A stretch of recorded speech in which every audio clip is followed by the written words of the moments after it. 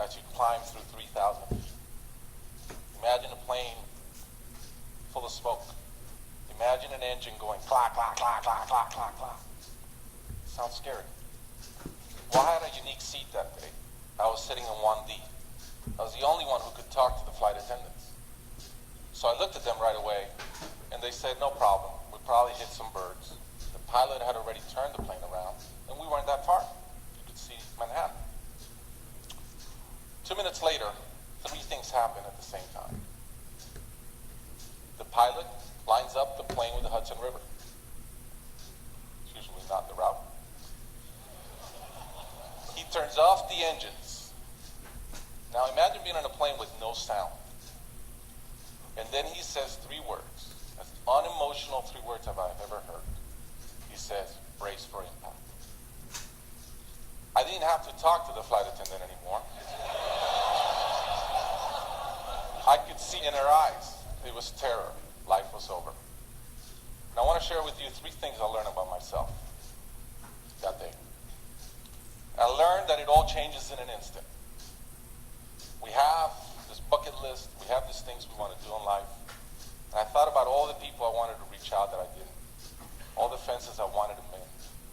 All the experiences I wanted to have and I never did. As I thought about that, later on I came up with a saying, which is, I collect bad wines. Because if the wine is ready and the person is there, I'm opening. I no longer want to postpone anything in life. And that urgency, that purpose has really changed my life. The second thing I learned that day, and this is as we clear the George Washington Bridge, which was by not a lot. I thought about, wow, I really feel one real regret. I've lived a good life. In my own humanity and mistakes, I've tried to get better at everything I've tried. But in my humanity, I also allow my ego to get in. And I regretted the time I wasted in things that did not matter with people that matter. I thought about my relationship with my wife, with my friends, with people. And after, as I reflected on that, I decided to eliminate negative energy from my life. It's not perfect, it's a lot better. I've not had a fight with my wife in 2 years. It feels great.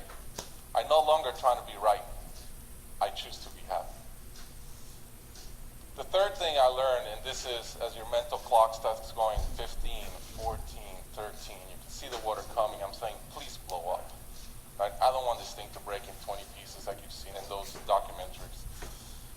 And as we're coming down, I had a sense of, wow, dying is not scary. It's almost like we've been preparing for it our whole lives. But it was very sad. I didn't want to go. I love my life. And that sadness really framed in one thought, which is, I only wish for one thing. I only wish I could see my kids grow up. About a month later, I was in a performance by my daughter, first grader, not much artistic talent yet. And I'm bawling, I'm crying like a little kid. And it made all the sense in the world to me. I realized at that point, by connecting those 2 dots, that the only thing that matters in my life is being a great dad. Above all, the only goal I have in life is to be a good dad. I was given the gift of a miracle, of not dying that day.